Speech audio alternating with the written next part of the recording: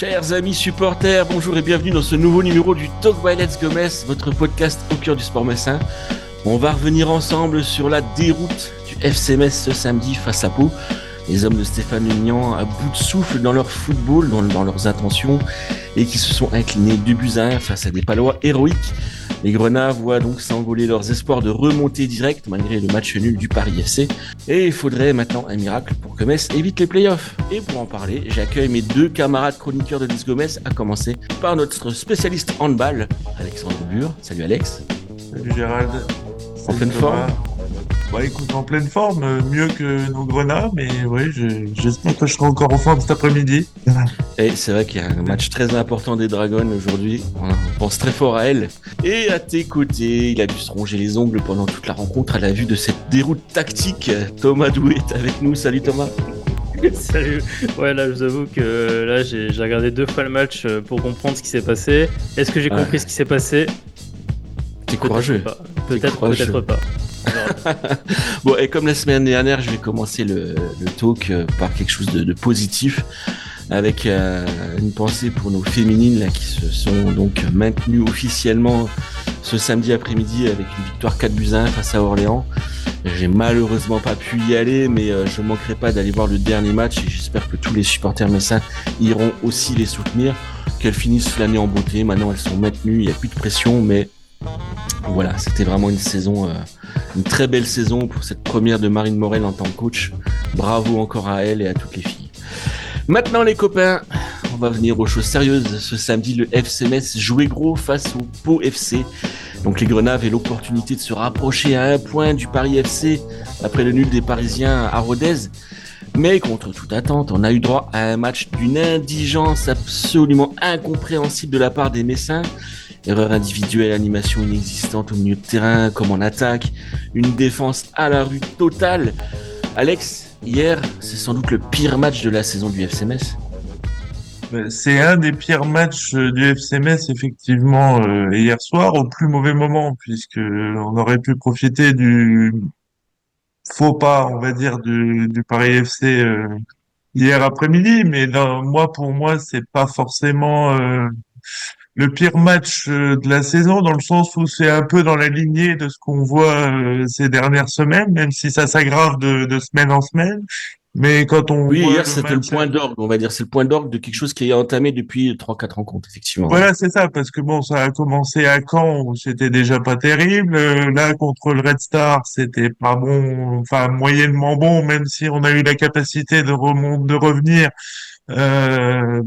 au score et d'accrocher ce match nul. Mais bon, de tout là, on cumule les matchs où on perd des points et alors que je pense qu'avec l'effectif qu'on avait, même si on en parlera tout à l'heure, et puis les ambitions qu'on avait, on devrait déjà être quasiment qualifié pour enfin en tout cas monter en Ligue 1 directement, comme Lorient, et voilà, on devrait pas se poser la question. Maintenant, on a perdu trop de points sur des matchs contre des équipes de bas de tableau qui jouent le maintien ou encore pire là, cette fois-ci, qui sont déjà maintenus. Alors oui, Pau pouvait jouer libéré, effectivement.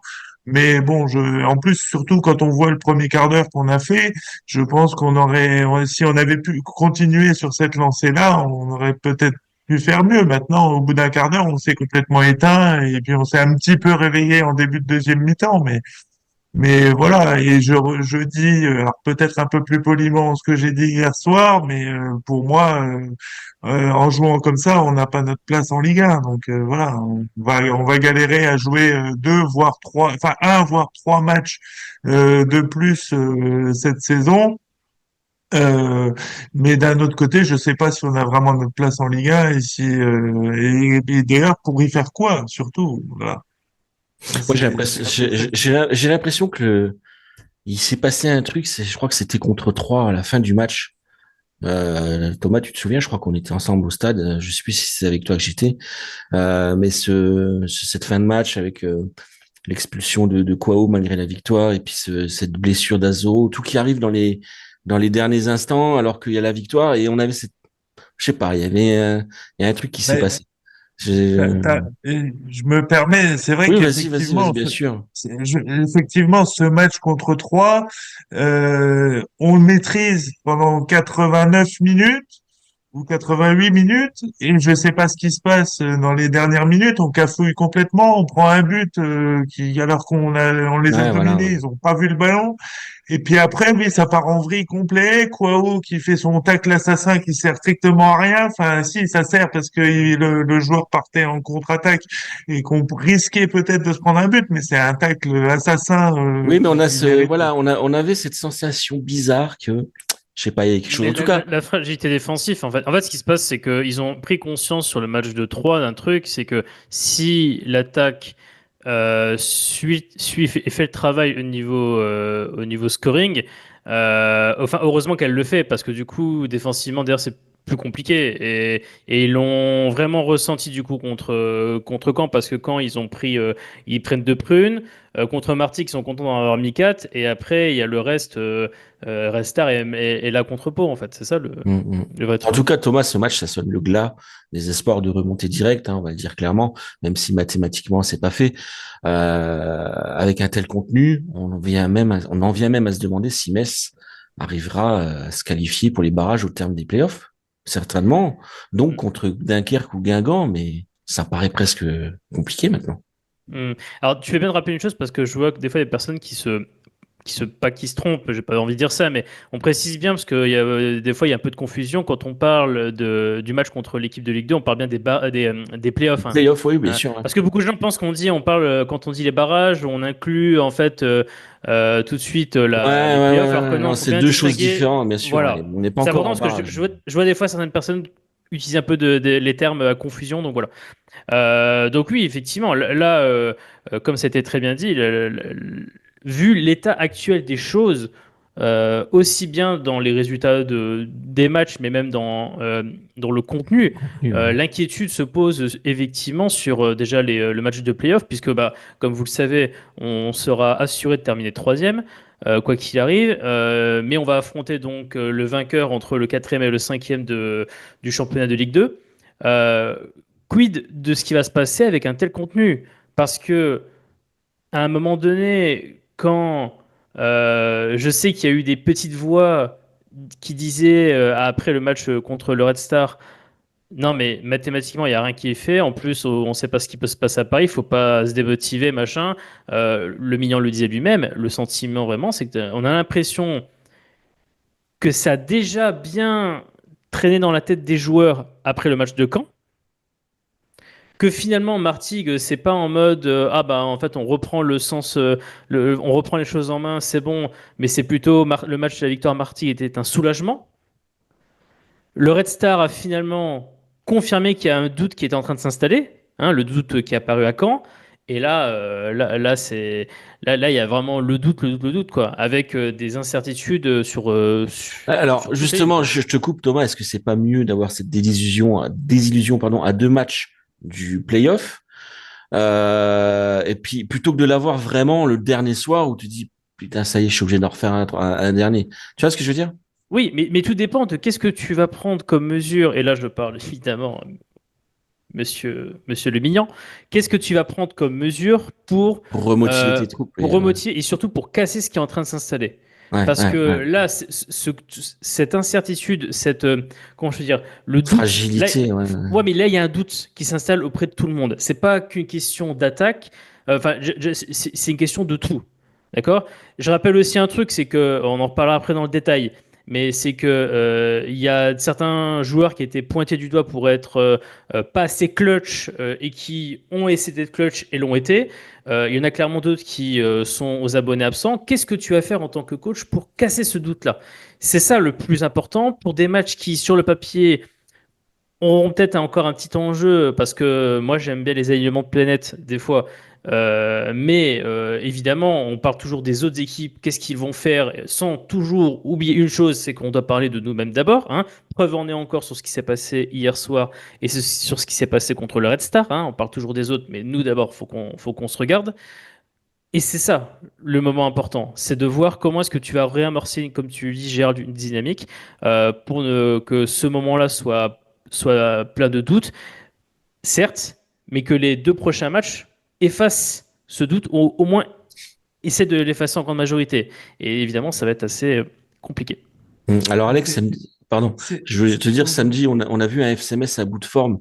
On a récupéré Stambouli après son absence de plusieurs semaines. Mais on a perdu Jesse Deminguet, qui était pourtant annoncé dans le groupe, qui finalement est sorti du groupe pour cause de blessures au talon. Cette fin de saison, elle est quand même particulière. On avait plutôt été épargné depuis le début, et là, on a l'impression que la fin de saison, tout arrive en même temps. elle est particulière, oui, mais je pense que c'est aussi par le fait qu'on a un groupe qui est finalement numériquement relativement resserré, puisqu'on s'aperçoit que le banc de touche est pas au niveau. Et du coup, on tire beaucoup sur les mêmes joueurs. Euh, et puis bon, bah, au bout de 32 matchs, bah, les joueurs commencent à être fatigués, même si on n'est qu'en Ligue 2 et qu'il n'y a que le championnat à gérer, à part un petit peu la Coupe de France. Mais bon, voilà. Je pense qu'à force de jouer pendant 70 minutes avec le même 11 quasiment depuis le début de la saison, en sachant qu'on peut pas trop compter sur les remplaçants, bah au bout d'un moment, les organismes s'usent. Le problème, je pense qu'il est, oui, en termes de recrutement, je pense malheureusement, on manque de doublure à certains postes et en tout cas de doublure de niveau presque équivalent. Et Donc c'est juste double pour revenir. problème par rapport à ce que tu dis parce que c'est d'un côté les principaux acteurs commencent à marquer le pas physiquement et ceux qui ont complètement marqué le pas sont remplacés par des joueurs qui eux n'ont pas forcément le niveau et donc ça te donne tout ça. Pardon, je te Ou la laisse finir. forme. Ou Ou la la forme. forme, ouais. Non, mais c'était juste pour revenir 2 secondes à la question d'avant. En fait, le problème, c'est que là, plus les matchs avancent, plus on est mauvais. Donc c'est le problème c'était à la racine qu'il faut enfin, j'ai l'impression que le Stéphane Le Mignon n'a pas trouvé le problème et ne sait pas comment gérer cette dégringolade qu'on a depuis le match de 3 justement, enfin la fin du match de 3 où il y a eu je sais pas un déclic négatif qui fait qu'on s'enfonce quoi. Mm, mm. Et là, effectivement, bon, défensivement, il change la charnière, mais c'est de pire en pire. Enfin, le- voilà. Ouais, cette charnière centrale qui n'a pas été une fois la même depuis au moins 5, 6 rencontres. Thomas, Alex vient de pointer du doigt à juste titre la profondeur de banc, en particulier au milieu de terrain, hein, où on voit que dès qu'on enlève un des 3 éléments cadres, en fait, c'est la fin des haricots. Et particulièrement face à Pau, avec cette tactique à 3 défenseurs, avec un Benjamin Stambouli qui a joué Touré. central, qui a littéralement abandonné l'entrejeu une bonne partie de la rencontre. Donc, aux mains d'un Alpha Touré, mais qui était totalement perdu sur le terrain et qui n'a joué que vers l'arrière pendant 90 minutes, en fait. Je comprends pas. Alors, ça, je comprends pas. Si, j'ai une idée, mais en fait, cette histoire de milieu de terrain qui redescend au niveau des centraux, elle est apparue. Elle a commencé un peu à apparaître, mais elle était moins persistante sur Martigues. Et en plus, tu as eu de la réussite offensive, mais contre le Red Star, je pense que déjà beaucoup de gens l'ont remarqué. Euh, et Et quand il fait ça, le mignon, moi, à première vue, je me dis, c'est quand même assez gonflé de le faire parce que effectivement, tu dégarnis ton milieu de terrain d'une manière assez importante. Euh, Tu donnes un message très clair aussi, c'est que ben, tu cherches peut-être à vouloir jouer notamment sur les côtés, Clairement. Avec clairement. 2 pistons qui jouent quasiment plus haut que les attaquants, des fois. Voilà. Donc en fait, tu mises et tu surmises énormément sur les côtés. Et d'ailleurs, Pau doit être assez content parce que finalement, le match, les problèmes que pouvait observer Metz dans sa construction offensive, qu'il pouvait observer lors du match contre le Red Star, bah là, c'était parfait parce que Metz a quasiment reproduit un peu la même stratégie contre Pau. Donc, les Palois se disaient, mais c'est quand même génial, ils vont nous refaire le même match peut-être offensivement.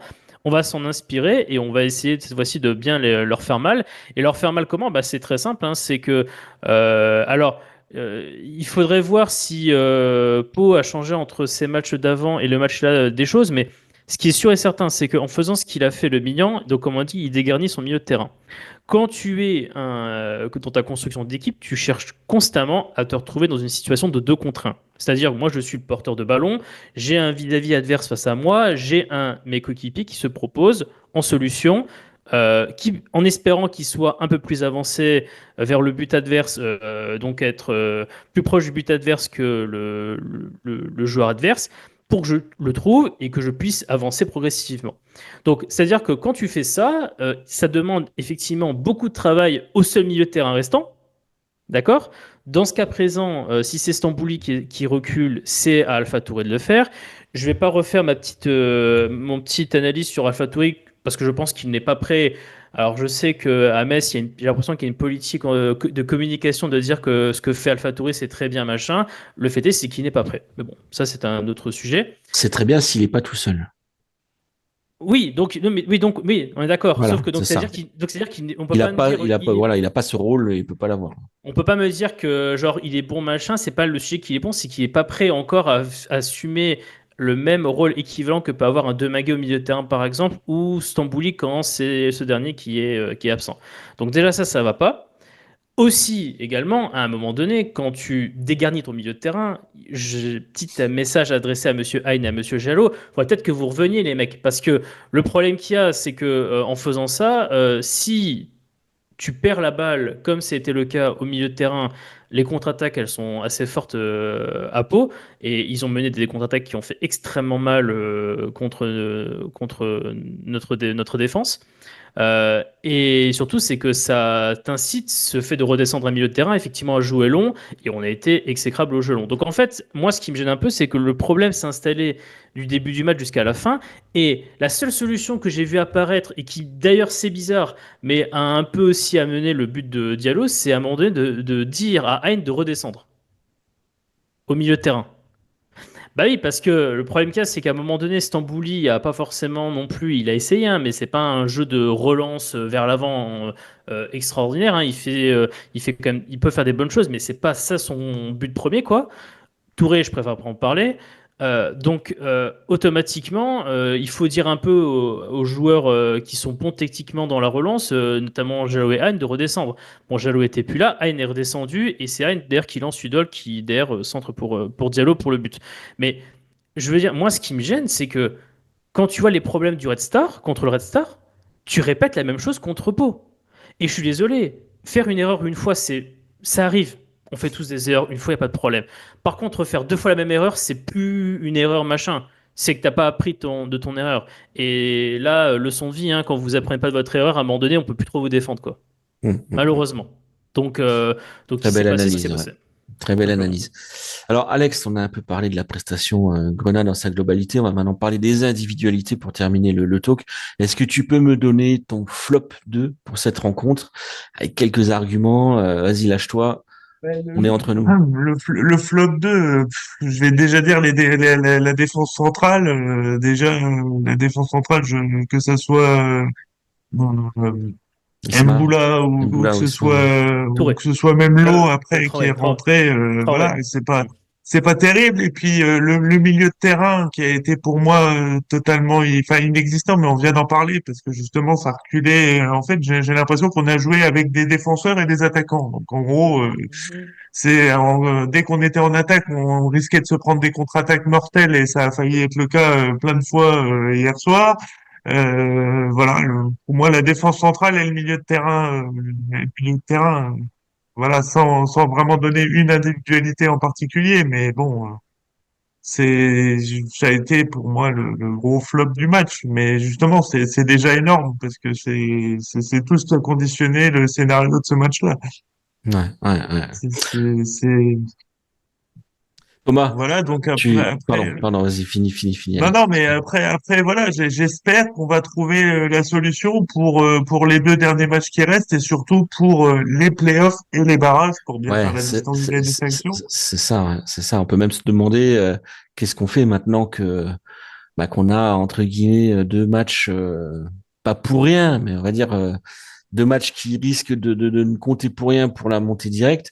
Mais Est-ce qu'il faut mettre pense qu'il faut qu'on certains joueurs au repos je pense que justement, il faut qu'on s'en serve pour réagir et essayer de trouver des solutions pour les playoffs et pour les barrages. Ouais, mais quand tu as des joueurs qui sont à bout de souffle, voilà, c'est compliqué. Alors, Thomas, mot de la fin pour toi, même si c'est le même, est-ce que tu peux également me donner ton flop 2, tes deux flops, et tu as même le droit d'inclure Stéphane Lumignan si tu en as besoin, parce que je te connais, je te vois venir. J'ai non seulement le droit, mais je pars en conquête. Non, C'est difficile, hein, c'est dur, parce qu'après, il a quand même, après tout ce qu'il a fait, quoi, c'est dur. Oui, mais bon, d'accord. Sauf qu'à un moment donné, on juge la saison ou est-ce qu'on juge le match? Là, si je juge le Bien match, sûr. il s'est planté dans son analyse de ce qu'allait de faire l'adversaire, dans sa réactivité. Il a une réactivité qui est tardive à ce qui se passe. Et encore une fois, moi, je mets le Mignan forcément parce que je vois très bien son histoire, encore une fois, de reculer à milieu de terrain. C'est parce qu'il a aucunement confiance dans la relance en ses centraux. Pas Traoré et pas Mboula. D'ailleurs, sur le principe, il a pas tort parce que finalement, quand on voit le premier penalty obtenu par Pau, c'est sur une erreur de relance de qui? De Mboula. Donc, qu'il n'ait pas confiance en eux et qu'il décide de faire des choses, c'est très bien, sauf qu'il faut aller au bout de l'idée, mon cher Stéphane. C'est que si tu recules un milieu, dis peut-être à tes milieux un peu de soutien, Jalot et Hein de reculer. Donc, l'idée est peut-être intéressante, mais il faut aller au bout de l'idée. Moi, encore une fois, c'est juste que on a vu ce qui se passe contre le Red Star, tu répètes la même chose. Ben, tu répètes la même chose, t'étais en tort la première fois, t'es en tort la deuxième fois, ben c'est mérité que tu sois pointé du doigt. Et donc ça, c'est un bon tirage dans le flop 2. Et après, si je vais redire le dernier flop, et je vais citer quand même un duo, je vais quand même citer les futurs ex-Messins. Probablement Ismaël Traoré et Lo. Parce que, alors, eux, là, par contre, c'était extraordinaire. Un Traoré qui a voulu faire le sauveur. Ça, c'est des retournés contre Metz, hein, puisque quand vous voyez les buts messins, vous vous rendez compte que Traoré, en fait, a voulu faire plusieurs fois le sauveur et malheureusement a plus joué contre son équipe qu'autre chose.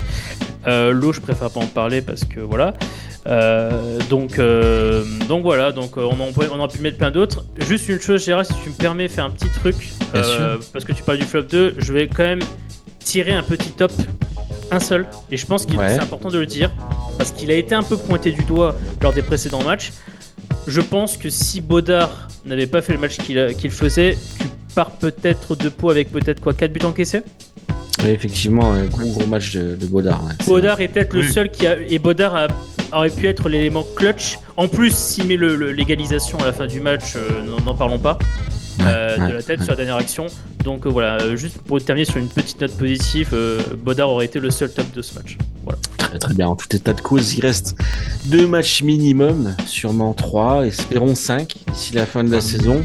En tout cas, avec un tel visage, le FC Metz est presque en train de gâcher toutes les belles choses entrevues cette année, et c'est dommage.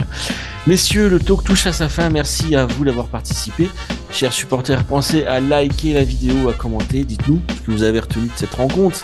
Nous, on se retrouve sur lesgomes.com et très bientôt dans un nouveau numéro du talk. En attendant, prenez soin de vous, bye bye.